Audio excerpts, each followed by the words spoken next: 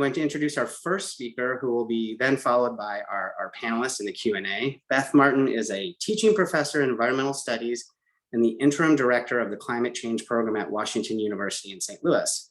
She teaches courses at the intersection of science, engineering, and policy. Beth also serves as the co-focal point for the Research and Independent Non-Governmental Organizations Constituency, or RINGO, to the United Nations Framework Convention on Climate Change.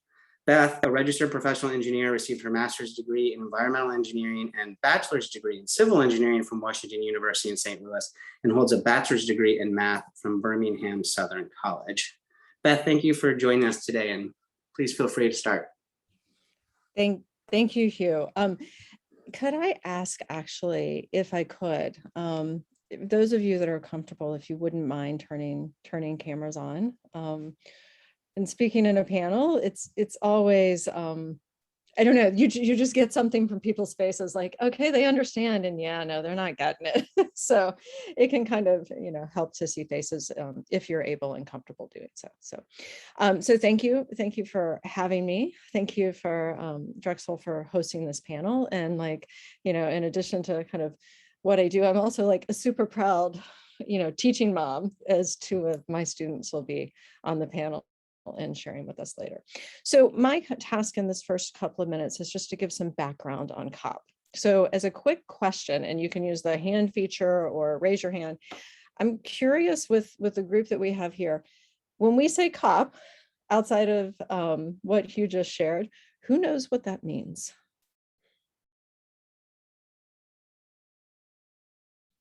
Okay, I'm seeing some yeses. So essentially what our students are going to talk about is COP is the Conference of the Parties to the United Nations Framework Convention on Climate Change, right? So this is a treaty that was signed in 1992, where collectively the countries in the world said, we need to do something about climate change.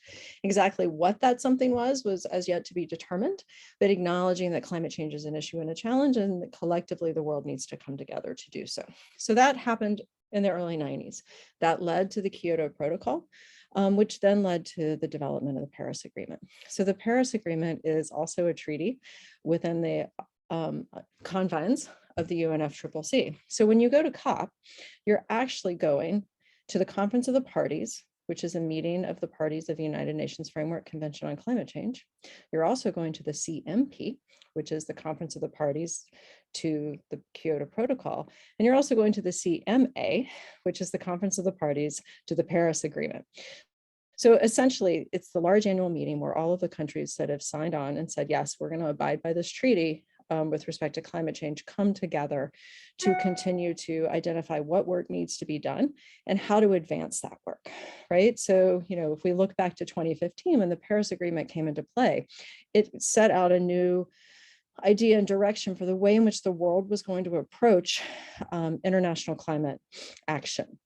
So it says, hey, this is how we're going to do it. This is what we're going to do, right? But it didn't say how. How are we going to do it? And how do we hold each other accountable? And what mechanisms are we using? And what mechanisms are we putting in place in order to do that? So these ongoing discussions are really thinking about, how is the Paris Agreement being implemented? How are countries coming forth with their commitments? How are countries honoring those commitments? And I'll say with the Paris Agreement as well, it's really important too, in terms of implementation, to think about, a country makes a commitment, but then implementation goes all the way down the scales, right? You need to have implementation on a federal level, in the US, on a regional level, a state level, and a local level. And how are those pieces all working in tandem together? So that's kind of a premise of what this big COP meeting is, right? I will say it's not the only meeting. It is the big meeting where all of where decisions can happen, but meetings underneath these treaties happen in different fora all year round, whether it's a specific group, like for example, the facilitative working group on the local communities and Indigenous peoples platform, right? So that was something that came out of the Paris Agreement, of the need to really acknowledge, facilitate, and enhance engagement of Indigenous peoples. And so that's a particular work group that takes that particular question and says, how do we continue to advance this issue, right? And so there's groups on finance and adaptation and different topics, and all of this work occurs all year round. It just comes together at this particular large meeting for a decision, for actual decision, binding decision making. So that's kind of what COP is, what RINGO is. We mentioned RINGO. One of the ways in which people who are not parties, right, not members of government, engage in this process is through being observers. And as observers, you're part of what's called constituencies. And if you think about it as kind of a different like spokes leading out in terms of a communication arrangement in some ways, right? You have a secretariat, which is administering everything and needing to communicate. And so they communicate with observers through constituencies. And so the RINGO is the Research and Independent NGO constituency to the UNFCCC, right? There's also a bingo, which is business. NGO is environmental. There's youth, farmers, indigenous peoples, women and gender, trade unions. I think I got all of them. So different constituencies and different ways in which, observers will come together to help be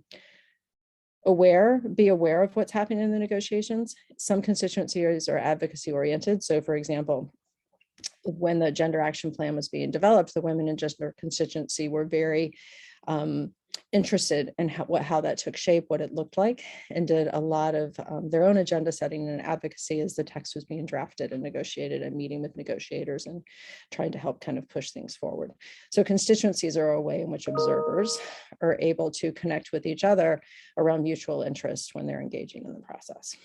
And I'll stop now there. I think that's for an overview perspective, because I know I'm really excited to hear from Denise and Noah and Julia about their experiences as students in this process. Thank you, Beth. That was really helpful introduction. I think helps lay the scene out for the panel discussion. So I'd like to turn things over to our panel moderator, Adam Zhan. Adam is the Director of Global Engagement in Drexel's Office of Global Engagement. In this capacity, Adam worked with faculty to develop and strengthen their institutional research goals and connect with Drexel's global partners. And in this context, Adam has also served as our focal point lead for COP since Drexel attained observer status in 2015. Thanks, Adam. Thank you, Hugh, and happy to be here, everyone. I'm really thrilled to hear from our panelists who are going to talk about their experiences at COP. In the Office of Global Engagement, as Hugh mentioned at Drexel, we have supported several different delegations that have attended the COP meetings since the Paris Agreement. I think we've had about over 25 students attend these meetings. And what's so great is that every time our students and our faculty attend, we come back to Drexel and we put on a campus-wide event. So certainly look out for that in early 2022 when we return from COP26. So I'm gonna hop right into introducing our esteemed panel today. And while I do have some questions for them, and I'm really excited to hear from our audience. If you have any questions at any point, feel free to enter those in the chat. We'll be collecting those as we go. And I'll also try to weave some of those questions in some of the questions that I have prepared, certainly if they fit. So we definitely want to hear from you in our audience. So first we have Julia Greensfelder. Julia Greensfelder is a legislative and policy analyst for the Senate Foreign Relations Committee, focusing on energy, the environment, USAID, and development. Julia is most passionate about combating climate change. She has experience working on climate policy in the United Kingdom House of Lords for the Washington University Environmental Law Clinic and on UNFCCC COP25. Julia is a California native. She holds a BA in International and Area Studies from Washington University in St. Louis. So welcome, Julia. Noah Hagen is a transportation planner with Gaurav Slade in Washington, D.C., where he works to help foster sustainable, vibrant, and healthy communities in the D.C. area. He is passionate about fighting climate change through sustainable city planning and low-carbon urban transportation. Noah is originally from Gainesville, Florida, and graduated from Washington University in St. Louis in 2020 with a degree in mathematics. Welcome, Noah. And finally, Denise Kelly. As a project manager for a small coastal city in Florida, Denise is working toward economic development goals aligned with sustainable development and adaptation and mitigation measures for extreme weather events and flooding. Having lived in Hawaii for many years, she is most interested in finding ways to harness renewable resources in wind, solar, and hydropower. As a recent addition to the ED team in Dunedin, participation in a comprehensive resilience plan will be an additional interest in her work for the city. Denise graduated in June of 2020 in Drexel's MS Urban Strategy program with a concentration in environmental engineering electives. So again, thank you all for joining us and taking time out of your day to our panel. And my first question, if you wouldn't mind telling us a little bit more about yourself, how you got interested in your field of study, because you all come from different discipline backgrounds, and what inspired you to get involved in climate change and attend COP. And I guess we'll go ahead and begin with Julia, followed by Noah and Denise, and then we'll flip-flop the order for our next question. Great. Well, thank you so much, Adam, for your introductions. So I, as a Bay Area, I'm from Berkeley, California. So as a Bay Area native, I kind of was raised to care about climate change. I remember in kindergarten, we had the reduce, reuse, recycle, and rot chant. And, you know, we were like composting in worm bins ever since I was 6. So I think kind of that mentality has really followed me throughout my whole life, but I wasn't sure that I wanted to work on climate policy until actually I took Beth's class on the climate negotiations seminar. And I was always really interested in kind of how the international community works together, more specifically how different parties or different actors can hold each other to account, given kind of the lack of a really strong international mechanism that can compel a country to do anything. So I was really interested in kind of how do we get our partners to do things to combat this issue that is the greatest threat to all of humankind. And Beth's class really provided a framework through which I could understand that process and witness that process. And going to COP and seeing kind of the different political dynamics, which is really interesting to me. And so then I was able to participate in a study abroad program where I went to the UK and I worked for the House of Lords Green Party. And all I did was COP26 planning because, as you may know, the UK is what's called the president of COP for this year. So they're setting the agenda. They're kind of pushing forward their objectives, which we can talk about. And so that experience really helped kind of solidify my understanding of the process from the government side. Because first, through Beth's class, we were looking at the UN side, and then I was looking at it through the government side. I always, my whole life, wanted to work in Congress. So it kind of just, this opportunity to work on COP and to work on climate kind of just presented itself to me as I was applying for jobs. I ended up getting an offer to work in the Senate on climate policy, and I cannot say no. So I want to say part of me kind of ended up here by chance because Beth's class, I kind of had to beg my way in. And I think it was, people just kept saying this would be interesting, this would be interesting. And I think it was just happenstance that all of the dominoes kind of fell where they did. And now I'm here doing exactly what I love in the way that I want to be doing it. So yeah. Thank you, Julia. Noah? Yeah, thank you, Adam, for the introductions and everything. So my first real experience with learning about climate change was through Beth's freshman seminar at WashU. I took a class about sort of the environment of St. Louis, and we took some trips around the area, and that really got me. That was the first time I ever really did some in-depth real exploration of climate and how it can sort of have very local impacts. I had initially gone into college wanting to major in psychology, but I did have sort of like a passing interest in sustainability and environmental science, but that I hadn't really developed too much when I was in high school. And Beth was my 4-year advisor throughout college, so she would help me pick my classes in my first few semesters, or in all my semesters, but especially the first few.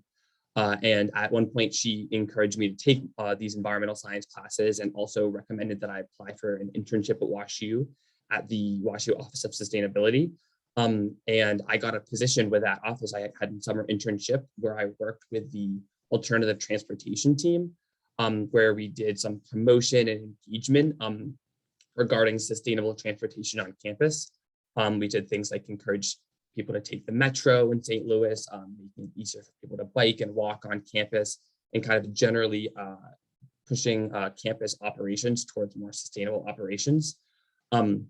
And through that work, actually, we did some work with data and kind of analyzing where people went on campus. And that's sort of how I got interested in math and statistics. But that was almost a bit of a sidetrack. And aside from my sort of track in climate change and sustainability, because then the next summer I worked at an engineering firm where I worked in urban planning and transportation planning, and sort of a slightly broader scale in the sense of how can we plan our cities to be more sustainable on a large scale. And I didn't even really sort of I almost didn't sign up for it as a sustainability internship. But a lot of, climate change, and when you're looking at like 20-year plans, 30-year plans for cities, you really can't not look at climate change. And that was one thing that I or one experience that I think really did spark my interest in that subject. And then taking the class and going to COP was really just such a great, sort of a great culmination of those experiences. I also did some work with an environmental justice group on campus. And that also, I think, made me really excited about going to COP and everything else. Yeah. Thank you, Noah. Denise. Thank you, Adam, for that introduction. My interest in the environment goes back to when in the 90s when Al Gore was the voice of climate change. So that was on a personal level, trying to make a difference just on a personal level as far as recycling and those types of that more personal level of involvement. In 2004, I ended up in Hawaii. And that is really when I decided that I wanted to become more involved in climate issues and the environment. You know, Hawaii has a lot of renewable energy sources, and over the years they have been phenomenal at using those, utilizing those, developing them, promoting them, and sharing that information. So I'm no longer in Hawaii, but it was a combination of having had a past career in real estate development, working on some projects that were LEED certified and understanding the impact that building construction and development has on our urban areas. For me, it was more of an evolution into environmental issues versus kind of going to classes and becoming interested in it. So I kind of developed an interest through my experiences in real estate development, understanding the impacts of building and construction, and then living in Hawaii where we had all of these renewable resources, and there are other areas around the country on the mainland that are not actually utilizing those. So also while in Hawaii, I became interested in urban planning. One side of the island had a 50-year-old master plan that had no traffic studies involved in it. It was just a nightmare of a development versus another development around Honolulu that was sort of the poster child of good development. So that's what prompted me to leave Hawaii, go to Philadelphia, attend Drexel, get that degree, and try to get more involved in sustainable development initiatives. That's kind of, and specifically with coastal cities. And so now I'm down in Florida. I'm working for a coastal city here. I'm in economic development, but I do have sort of an underlying motivation to try to do some sustainable development and get some more traction with coastal cities having climate crisis plans and get things in order. I was surprised when I did some work at Drexel, some of our classes in environmental engineering.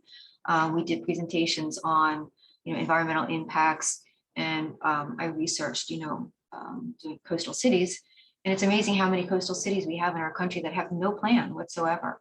And so that's kind of where I am right now. Great. Well, thank you all for giving us that introduction to your path and to your specific interests in climate change. And so I'm now going to ask you to reflect on your first COP experience.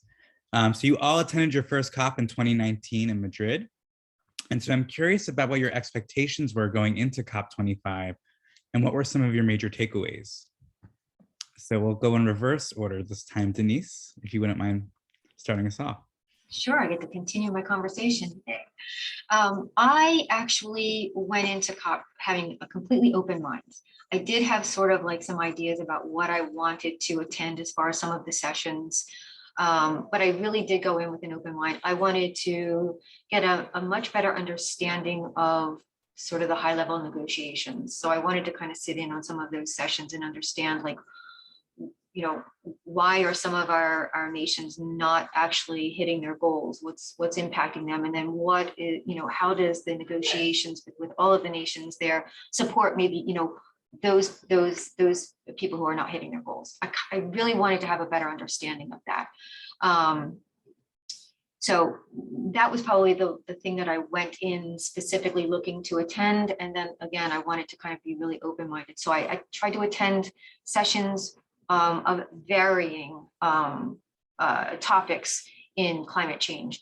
What I found was exciting was attending some of the Indigenous peoples and some of their knowledge, and then talking to some of the scientists, sharing information, having scientists go out to some of these tribal areas and speak with the elders there and actually understand the hundreds and thousands of years of knowledge that have like developed that scientists had no idea.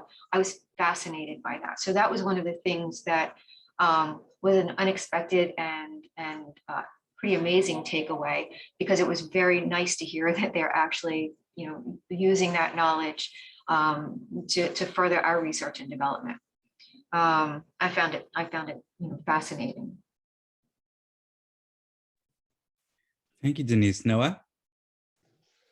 Yeah, so one of my major expectations going into COP was to sort of witness, I was expecting to witness some sort of agreement, some sort of major decision. I don't know, like the next Paris Accords or something. I had a very sort of lofty expectation of what I was actually going to see happen. And also I, in our class, in Beth's climate change course, we each were assigned to follow a specific topic of COP, and my assigned topic was the global stocktake. So I was hoping to learn about that and see sort of what the next step in the development of the global stocktake was. The global stocktake being the sort of semi-regular assessment of the world's progress towards combating climate change. And I was also hoping to learn a little bit about sort of my own personal interest about how climate change was being fought related to transportation and cities around the world. So I guess my takeaways, unfortunately, I did not see a major agreement. It was the countries in COP25 there was no sort of major resolution that was passed. And that was something that I was sort of took me aback, just the slow pace of change, which is on one hand it was slightly disappointing, but at the same time, the slow speed of change, I understand now, is intentional, and it's not something, you know, world climate change policy can't be rushed. And I think that that's something big that I learned. And also something that I learned was how difficult it is to get, you know, every single country in the world to agree on something. And again, there's a reason for that. It's because everybody has their own needs, unique situations, and it's, you know, the system is designed the way that it is for a reason. But at the same time, that's just going in. That's not what I was expecting to see. But that is what happened. Other interesting things that I took away was, like what Denise was saying, like the power of Indigenous knowledge. Not something I had been exposed to at all in my education, and it really blew me away how people were across the world in very different ways were using that to further climate action. And then the last thing that I think I took away that was really inspiring was the power of youth action. People who were, you know, younger than college, people were 14, 15, who have been making action with climate change around the world. You know, Greta Thunberg is the famous one, but there were, you know, 20 people there. Like I spoke on a panel, like 20 people there who were just as impactful. And I thought that was really, really inspiring. So I think I had slightly different expectations going into COP. I expected it to be a lot more siloed and kind of rigid in terms of focusing on specific negotiations only, basically. And I think what really surprised me was how there seemed to be a lot of avenues to interact with negotiators, to interact with observers, to go sit on side event panels, to watch side event panels, and kind of to have this collaborative exchange between our world partners. And so I was following the NDC, Nationally Determined Contribution track, and more specifically the Common Timeframes negotiations, which are very, very specific and nitty gritty. And so it's really interesting to, for example, sit in on a common timeframe negotiation where a negotiator is talking specifically about, you know, 10-year time frame with the 5-year cliff and things like that Beth definitely helped explain, because it's really confusing. And then right after that, two negotiators would go and talk about general ambition for developing countries. And it was really shocking to me kind of how one negotiator, because some countries only brought one negotiator or had a proxy negotiator, they didn't get to bring anyone. And like the US, we're very blessed to have a really large negotiating delegation, but that's not standard at all. And so I think it was really interesting to me just kind of how the power dynamics played out between the size of different delegations and between developed and developing countries and between large and small developing countries and large and small developed countries. But kind of just being able to walk around. Like one day I just ran into Speaker Pelosi and her entire congressional delegation. I turned around, she was right there. Oh my goodness. This is so cool. And I remember another day I was standing in line for lunch and I just started speaking with the Nicaraguan negotiator, and we were talking about Nicaragua's role in low-lying coastal areas and vulnerability to climate change. And then you walk into a side event, you're talking to, an African Development Bank representative talking about the need for US climate finance. And so I think the level of collaboration was really remarkable to me. And it was really cool how accessible the negotiators were. I remember one time after a common timeframes negotiation, the common timeframes team, I think Beth might have been there, we spent like an hour just talking to the chair of that negotiation, asking his take on it. And like, when else in life do you get to just meet with this many people that know this much? But then I think the flip side of that is, as I said earlier, is the inequities are really, really clear at COP. I mean, you see the US going around with dozens of people, and then you see, the one Nicaraguan negotiator. And that's really sad to me because there are a lot of different negotiations all going on at once. And if a delegate or if a country is only able to send one negotiator, I mean, just logistically, like they can't go to everything. And so I think that was a big takeaway for me, was kind of how can we increase equity in that process. And I think Beth's class, and specifically training observers to help support the parties, is a way that, all of you can help increase equity, and like getting involved and supporting those parties that don't have the opportunity to bring as many people is really important. But overall, I was really impressed by the level of access, but also kind of sad to see just how clear those discrepancies were. And I think I thought in my mind, my very naive mind pre-COP, that, like every country gets to send X amount of people, and every country does. And that's just not how the world works, I learned, or how COP works. So I think those were some of my major takeaways. Yeah. Thank you. And if any of you you've all kind of touched upon this issue of access and equity. So I'm curious, how did these experiences, understanding maybe the lack of access and equity at times, or the need for more youth involved, Indigenous movements, how does that inform your work today by chance? I'm just curious if that is something that has come up in any of the work that you're doing today. And that's for anyone to jump in.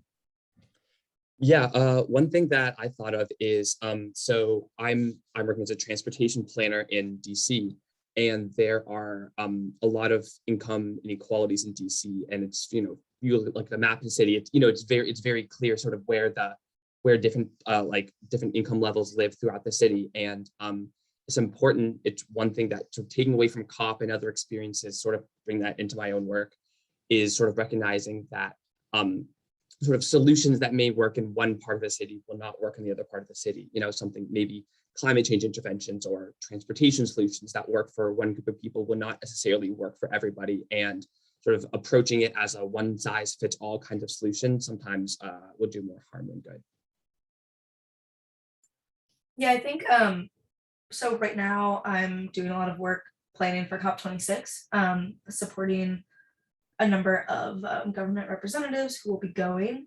And I think a lot of it has to do with kind of the framework through which I'm thinking about writing talking points, doing background research, things like that, and making sure to not just read sources in English, not just read news articles that are American, looking at what youth organizations, Indigenous organizations are saying. And then also, like, I try to generally have an attitude of never turning down a phone call. If someone wants to talk about something that's important to them and highlight an issue that is pertinent to youth or is pertinent to Indigenous communities, like, actually listen to them and take what they say to heart, and understand that it's really important to have these voices represented in all levels of government and in all different kind of parts of the UNFCCC. So I think a lot of it just has to do with kind of, or at least in my field, like just having a framework to understand that we have a US centric perspective in the US, and that makes sense, but also we can try and dilute that in certain ways that are appropriate to try and increase equity in the way that we brief senators or brief House members or speak with Secretary Kerry, things like that. So definitely that kind of deliberate mindset is something that I've really taken from COP25. And I think kind of tagging on to what Julia's talking about is I think it's important to amplify the smaller voices in our community, the people who are not heard. And I think that that's kind of scalable, you know, from, you know, a big, huge event like COP down to our communities that are most impacted by weather events and typically have the least impact on the environment. So, you know, COP was a really good opportunity to network and actually, you know, make connections for future conversations. I've made friends, I've stayed connected with them on LinkedIn through COP25, and that was really, really important. But amplifying what people are saying at every level, it should, you know, it was very complicated, and it was, I agree with you, Julie, it was sometimes disparaging to see, you know, just one or two delegates there, you know, negotiating versus, you know, an entire team of 20 or 30, you know, for some countries, but also, you know, to try to have an optimistic outlook on that and to, you know, the most challenging issues are also some of the most fruitful learning opportunities, and that's really kind of one of the things that came out for me as well. Thank you all. My next question. So COP has a dizzying array of events, from the international conversations and negotiations to the hyper local scale solutions in each country's own pavilions, to side events featuring panels on health equity action, policy, and much more. We're very excited that we're going to be collaborating actually on a side event for COP26 between some of our institutions here. How do you take all of these conversations happening during COP and beyond and translate that into action? And what advice do you have for students that want to get involved in climate action generally? And maybe we can begin with, you know, anyone can jump in first. I can start. So I'll answer your first or your second question first. So I think for those who attend COP and want to get involved, getting involved in the political process in the US, as we all know, based on past election results, is very important. So working on campaigns is really important, but also engaging with members of Congress, and more importantly, or maybe not more importantly, but and also members of local government, like emissions, like auto emissions regulations were really driven by smog in Los Angeles way back when, and that local action is what has driven so much of our national regulations regarding auto. And so I think that it is really important to see that there is so much value in getting involved in local city council, local school boards, state legislatures, the national legislature. So I think all of that is really important. And then in terms of getting involved and contacting members of Congress, what my kind of advice is to really get in the weeds on issues. Like if you call a member of Congress and you're like, please support the Green New Deal now or else I hate you, there's kind of like, the Green New Deal is not going to happen anytime soon. So it's kind of like, how would you respond to that? Versus if someone called and said, hey, it was at COP26, I saw, you know, the importance of climate finance. I saw Joe Biden's climate finance pledge for $11.4 billion annual dollars. Can we talk a little bit more about how the private sector can help, you know, the public sector meet that goal? I work for Drexel University, and I want to talk about how universities can help support this goal. I think doing kind of that nitty-gritty work and, you know, partner for these members of Congress that really do care about this stuff is the best way to kind of get reception from those. Because I will say, like, as an environmental staffer who works all day with other environmental staffers, we care a lot about this stuff, and we are really, really passionate and invested. And so if people come to us who also care and are really constructive, like, that is a conversation that I know I would always welcome.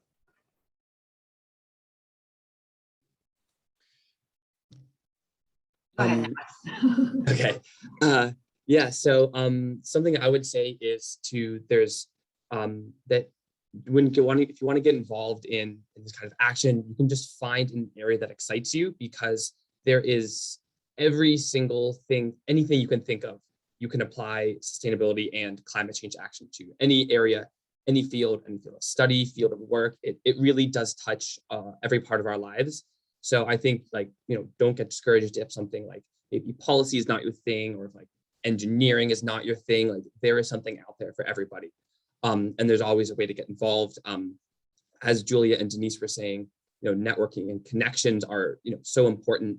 And there are always events in your community, sort of anything, sort of environmental, whether it's like a trash pickup or lobbying, your member of Congress, anything that like, any sort of action can be impactful, especially when it involves connecting with others that share the same goals as you.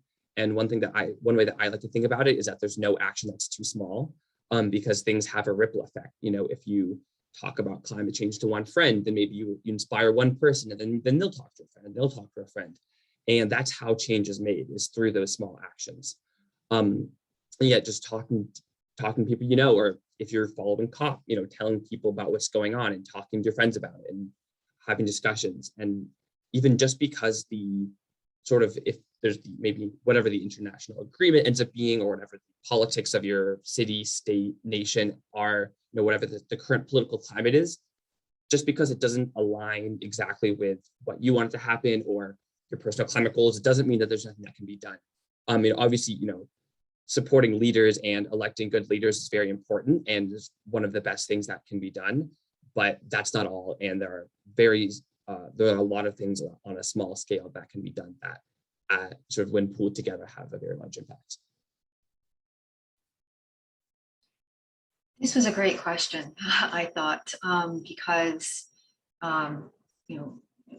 Julia talking about the impacts of acting locally. So think global, act local, 100%, agree with that. But thinking global means, being able to participate in something like COP, where you actually get that high level perspective and an understanding of just how difficult it really is to get all of these countries on board and negotiating and coming to terms and agreements, and then holding them to that, and having failures and having successes, and where does the money come from? It's huge. So there is a lot to be taken in at COP, but again, go in with an open mind and get it exposed to as much as you can. But I feel for me personally, what guided me was my own experiences. So you'll find that you're passionate about something because, you traveled somewhere and you experienced something, or from the city that you live in. And so those passions and those experiences will kind of guide you, I think, as you become a little bit more educated and continue to pursue, the classes that are exciting to you.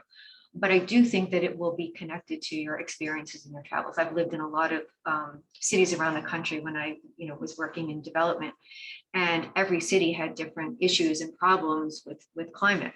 I lived in San Francisco, and I lived on the West Coast a couple of times. I lived in Hawaii, I lived on the East Coast, North and South.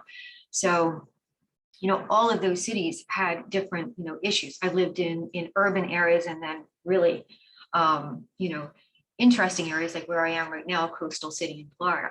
So the experiences over the years with all of those different issues with, hurricanes and earthquakes and, tsunamis, those events really do influence the direction that you go in, as well as the people that you talk to in the city that you're living in and the things that you personally experience. So I would say keep an open mind going into COP, but also let your experience and your passion, for this guide you as you go through your career. Thank you all very much. And I have one more question sort of from our prepared questions before we get to some audience questions, as well as we're going to hear from Beth about how to engage and follow COP. So that might answer some questions about really the ability of the UN to hold some sort of promise to negotiations.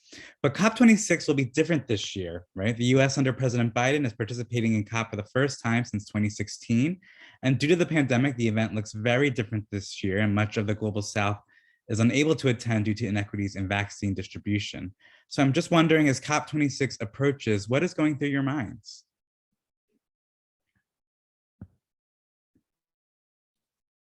I'm going to say again, sometimes the most challenging roadblocks yield the most opportunity for learning and finding solutions. So, just what's the alternative? Like you can't give up. So you just have to kind of keep pushing forward and pursuing and trying to figure out ways to support the cause of addressing climate change on a global scale. And it's difficult. It has been very disappointing the last few years of not being able to really genuinely be a leader in this arena. And I hope that that changes. I think that the Biden administration, with their goals, their sustainable development goals, I hope that our country can again take kind of like a lead position in bringing this back. I think that our reputation globally has been a little bit compromised, to be perfectly honest. And hopefully this is an opportunity to get back on track with that. But we've, just domestically, we've dealt with a lot of things in the last, few years. Some of our most important environmental protection legislation was sacked, and, our parks were no longer protected, and we had pipelines that were, being put down. So it's all, again, kind of scalable, because there are other countries who have, their issues as well. I just do hope that with COP26, that the United States can get back in line, because it's been a little bit disappointing the last number of years. Our position has really been compromised. So I would like to see that happen. Yeah, going off of what Denise said, I'm also hoping that the US will reclaim its leadership role, since that just hasn't really been the case for the past few years. One thing that I've been thinking about is thinking about what Julia said regarding the sort of inequity in simply number of negotiators between different countries, and then this year with the global inequities in vaccine distribution, how that will play out with some countries not being able to bring as many people, and even as they were before, and now how that will play out in the negotiations themselves. And I'm also thinking about the effects of climate change in general on global pandemics and diseases, because maybe COVID in particular might not, we don't know exactly how it's influenced by weather and climate. That's sort of an open question, but there are several other types of diseases and illnesses out there that really are related to climate and are related to biodiversity and that sort of thing. And it really makes me wonder, is this like a discussion that we have been having, but a discussion that now that, given the COVID pandemic, are we gonna have to start talking more about the impact of climate change on personal health? So that's something I've been thinking about. But at the same time, I'm really hoping, especially with all the every day we get more, more data about the seriousness of the situation. And I'm really hoping that more people will be tuning in and staying engaged, staying educated, and having hopefully the same kind of learning experience that I did, even if they aren't able to be there. I'm hoping that people are able to learn from this, whether there's some sort of agreement reached or not. To kind of go off of Noah's point, I'm cautiously optimistic about this COP. There are definitely equity issues, but I'm really hoping that COVID has created, and there is the caveat that, access to electricity is also not universal at all. But I'm hoping that there will be an opportunity to follow COP virtually more closely than ever before. And even given the inability for a lot of people to go to COP, there still is the highest projected attendance of over 30,000 attendees ever. there is going to be a very strong US presence at COP, which is really exciting to me, from different branches of government. And I'm really excited to kind of see the US back and leading, but also to see the international community engaging with the US, I think in a different way, perhaps, knowing that it's on the international community to hold us to account and vice versa. I'm also very excited to see Secretary Kerry in this leading role at COP, and he's had a very positive relationship with the special envoy for China. And so my hope is that China will continue to release ambitious announcements with perhaps more detail than they have in the past. But I think that having such seasoned negotiators that are really serious about this stuff at COP, pursuing and really trying to finalize the Paris rulebook, like that just kind of needs to get done this COP. I don't really know what's going to happen if it doesn't get done this COP, especially in common timeframes. Like we need to figure that out. Article 6, we need to figure out. Transparency, we need to figure out. And there seems to be a really strong, also the UK presidency has been incredible, which is something that I was not expecting. I worked for the Green Party, which, as you probably could infer, is in direct opposition to the Tory party. And so all we did was like, Tories aren't doing enough, but the UK has been really has exceeded expectations, and they have really strong goals and strong objectives. I mean, they have committed to banning all petrol cars and vehicles by 2040, which is remarkable. And I think the UK's leadership is going to push other developed countries to really stand on their two feet and kind of say we have to walk the walk and talk the talk. We can't do one or the other. And I think because the UK has a conservative government, is engaged in international disputes because of Brexit, is kind of in this weird international position, yet is still being a leader, I think that can show the world that it's possible that the developed world can lead with nuance, and that the US can lead with nuance. And I think, Denise, to your point about Trump overturning just a lot of really important policy, like Biden has already reversed over 100 Trump policies. He's either implemented or passed 50 domestic policies. Like he's done a lot and continues to do a lot. And Congress, like I said, is very serious about this issue as well. It's like obviously more complicated than what's going on the executive side. But I'm cautiously optimistic that this COP will yield results in the way that COP25, I think much to everyone's dismay, did not. Yeah, I just want to comment real quick. I'm very happy that he's reversed a lot of the damage that was done, but what's still scary is, the next time we have another, person in office who, we cannot keep, bouncing back and forth. We need to have these policies in place and commit to them and not have it be politicized. I wish there was some way of protecting that, so that just on, one person's whim or a party's whim, that, we reverse all the progress that we made as a leader in this. That's so important. Great, thank you all. And let's get to some audience questions, and I'll answer them in the order that they were sent in. So what were your impressions, or what were your impressions of seeing, or did you notice a strong presence by the fossil industry, anti-climate politicians, or organizations like the Heartland Institute at the COP meeting you attended? Is that something that was noticeable? What were your impressions of that? And that can be for anyone to answer, or yeah.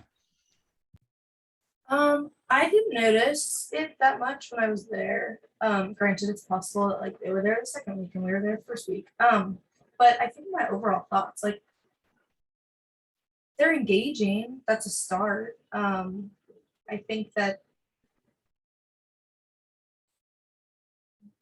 where countries are where I don't know.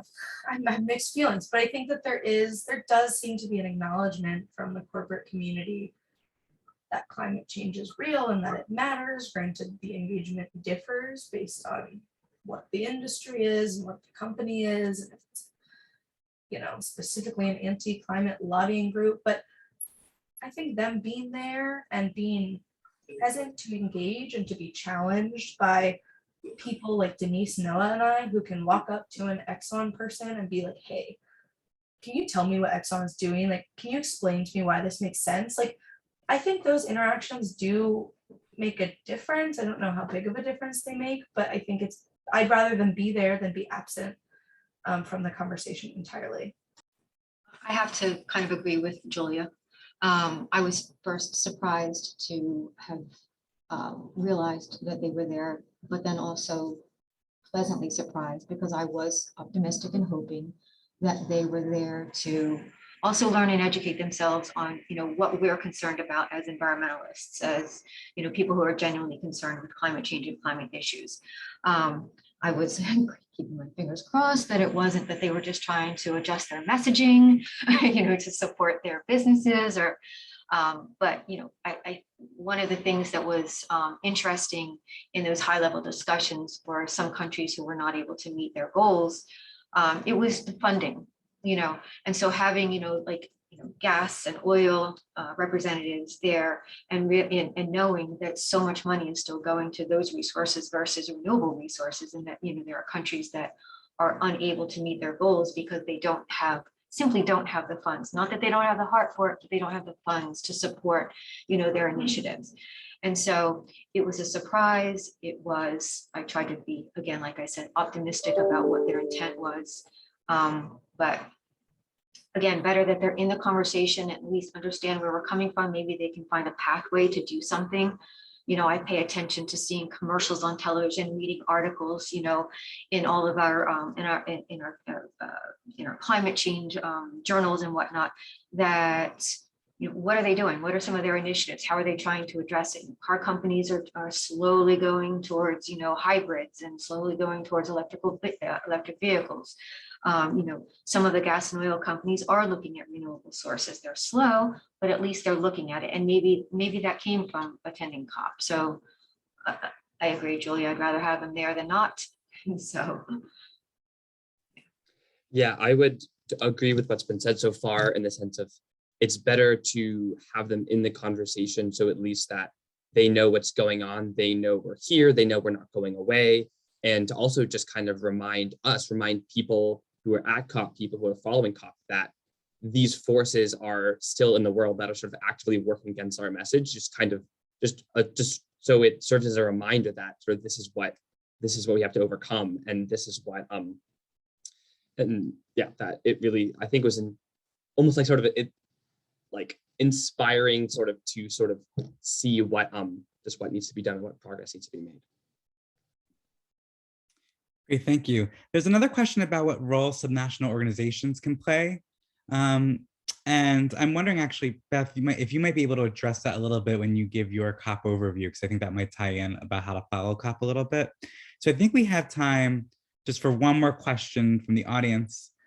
Thanks for the excellent exchange. Loves hearing about the COP25 experiences. Question on news, naming, and framing. While the warming of Earth, oceans, and Earth's surface is worldwide and dangerous, the word warming fell out of favor about 6 to 8 years ago and has not been mentioned in this forum. Have any of you noticed this and or considered including the phrase global warming intentionally to clarify what is driving climate change? I can start with this one. My view on it is that the reason that people don't say global warming right now instead of climate change is because it's so much more than just that, and maybe just the warmth is the first thing, is sort of like the trigger, I guess. But climate change comes in the form of floods and droughts and extreme weather events of all kinds, as opposed to just sort of a blanket, slightly warmer. Like it will, because the Earth's weather systems are so interconnected that there's so much going on, and that simply saying global warming is just not descriptive enough. So I think that is why that term is not really as widely used. And also at COP, there's the effects of it's like sea level rise and things like that we've been discussing are things that just go past just simply warming. There was some intentionality around not using the word warming any longer. a number of years ago, and switching over to climate change because global warming, of course, is the overarching issue caused by greenhouse gas emissions. But then there were people who were maybe not as well informed and did not understand the breadth of impact that global warming had. So it became climate change because it wanted to, I think, intentionally address all of the different issues that are associated with it, with the warming. Yeah, I agree definitely with Noah and Denise. The language of climate change is a very interesting topic. It actually was the subject of my senior thesis. So it's something I could ramble on about for far longer than we have time for today. But I think that talking about climate change in terms of issues to security is one way to get more people to pay attention. And I saw in the chat there was a question about climate migration. That is a very central issue within climate change that makes people's eyes kind of widen, because there is a lot of anti-refugee sentiment everywhere, but especially in the developed world and especially in Europe. And so I think being intentional about how we talk about climate change is very important. And I think it's good to see more political actors talking about climate change in terms of kind of this security framework, because it does change the conversation. And when thinking about global warming, my mind immediately goes, I don't know if anyone ever saw a picture or video of when Senator Inhofe from Oklahoma brought a snowball to Congress to prove that global warming isn't real. And I think it just like ridiculous stuff like that keeps seeming to happen from people that I would expect more from, or maybe not, I don't know. But I think talking about climate change in a way that's indisputable, talking about the drivers of climate change that are indisputable, and talking about it in terms of like the new IPCC kind of part 1 of the report that just came out that basically 90-something% confirms that humans are the drivers of climate change. I think talking about it in those terms makes it much more certain and factual, and does not allow things like Senator Inhofe bringing a snowball to Congress to prove that global warming is not real. So I think that question is very astute. And I guess my kind of general answer is just when talking about climate change, it's important to do it intentionally for whoever the audience is. And from my perspective, climate security or insecurity due to climate change is really it's what makes people's eyebrows go up, in my experience. Great. Well, thank you again to our wonderful alumni, COP alumni panelists. You were very helpful, I think, in elucidating your own experiences and connecting them to today's, the upcoming COP and also today's discussion around climate.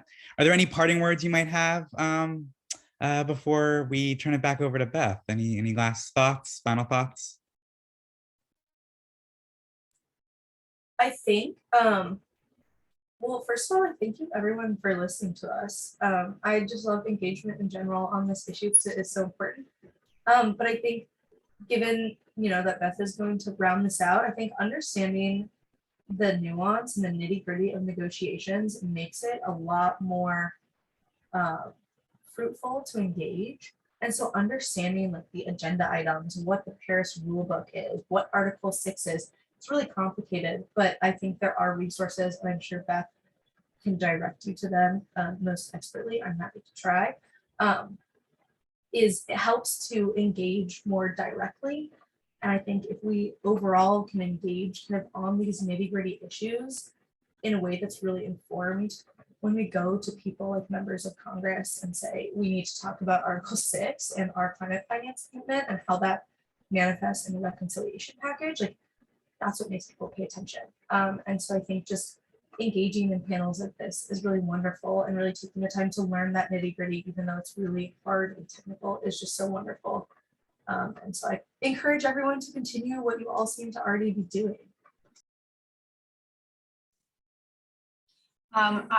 With regard to participating in this, in COP26, I would say go in a little bit prepared, do a little bit of like research on some of the topics that you're interested in. I did follow like the schedule every single day, and sometimes things were moved around, and so I watched that, and I kind of rearranged my time, but I would go in with an open mind, but an informed mind, kind of go in with an understanding of what the agreements are, what's going to be, what's on the agendas, but have an open mind about how it unfolds, and be, a little nimble in how you attend or how you participate in the event. Because I do, again, want to go back to, your personal experiences will guide you, on your quest. So thanks for listening to us. Thank you for having us. This was amazing. And, you can find me on LinkedIn if you want to ask any questions. I think we're all happy to share some more. So good luck. Have fun. Yeah. I just also want to thank everybody for listening, and thank Beth and everyone, and Adam and everyone, for the opportunity to participate on this panel. And yeah, I would just encourage everybody to to talk about it, talk about climate change. Learn from your friends, because as like Denise was saying, we all have our own experiences going into it, but everybody has something to contribute. And yeah, I think it's just important to hear what other people have to say and keep having these conversations. I'm on LinkedIn as well, and I'll put Julie put her email in. I'll put my email in the chat as well if you have any questions that you want to ask. Great, well, thank you again. A round of applause for you all, and I will turn it back over to Beth. Great, thank you. So one of the things that I wanted to distinguish is there's different ways to engage in COP. So the students that spoke today were attending COP as delegates, right? So they had a badge that got them in the door. And so one of the things I wanted to drop in the chat is, how do you understand what's going on if you don't have that badge that gets you into the door, right? That don't have the badge that gets you into the zone.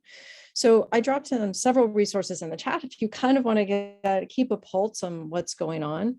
The top link is something called the ENB, or the Earth News Bulletin. So it's a daily reporting, just factual based reporting about what's happening, what happened the previous day at the COP. Oftentimes the ENB reporters will have access to things that may be closed to observers. And so it is a way to kind of see the in and outs of what's happening inside the negotiations at the COP. The Eco newsletter is a newsletter that's put out by the environmental NGOs, so an advocacy newsletter where they're very, very good about calling people out, advocating for their interest, highlighting how they would like to see things happen, and highlighting where they did or didn't see things happen. They have a Ray of the Day and for celebrating countries, but they also have a Dinosaur of the Day. It's not Dinosaur of the Day. Is it Dinosaur of the Day? It's just not sounding right out of my mouth. But they also like they will publicly shame different countries during the process as well. But so that newsletter gives you a sense of what the environmental community is thinking. The third world perspective, they often have newsletters going on, so you can get a sense of thoughts and perspectives from the third world. Those are not necessarily daily, but oftentimes prior to COP, they'll have a pretty substantial blog post talking about kind of third world issues and the way in which they would like to see the negotiations go. Then the general UNFCCC website, the side event schedule. So those are side events that are on different topics. Oftentimes those are recorded and available to be seen for those who don't have a badge. Sometimes the large plenary events with the UNF that happen, the big opening events or closing events, you can also see without a badge streaming through the website. Then the Green Zone channel, each time there's a COP, usually the host country has a public facing area called the Green Zone, where they do events and highlight work that's targeted towards the local community. And so the webpage says that they're going to have a YouTube channel, so you can join and watch different sessions that the UK is highlighting for local communities. So those are a couple of different ways that you can kind of keep a pulse on what's happening, even if you can't actually be there. A fossil of the day. Thank you, Hugh. I think there's a dinosaur costume, right? Or so, I don't know. But anyway, fossil of the day. That's it. It is. It's an extremely creative group that puts that together every day. Yeah. So I just wanted to kind of highlight those are ways that you can see what's going on. And I know Richard had to sign off, but I did want to acknowledge his very first comment that, because it's something my students often bring up to me is like, where are the teeth? Like where are the teeth and how does this happen? And I think a lot of the teeth comes from, well, we could do many hours on this, but I do want to highlight the importance of observers and the importance of people who are engaging and talking with their local people doing work locally on the ground and people doing work in their own country and putting pressure, because at the end of the day, under the Paris Agreement, each country has their national contributions, and people at home are those that need to hold them accountable for achieving or exceeding those. So I just wanted to kind of speak to that real quick.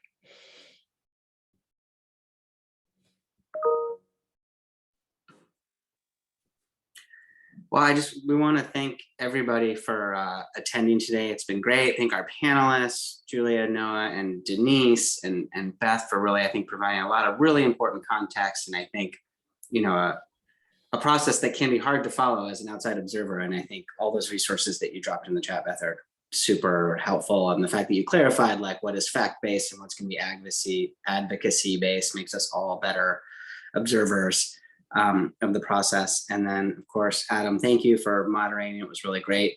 Feel free. I know there are a lot of emails and things dropped in the chat. We're all here to answer questions and do any sort of follow-up.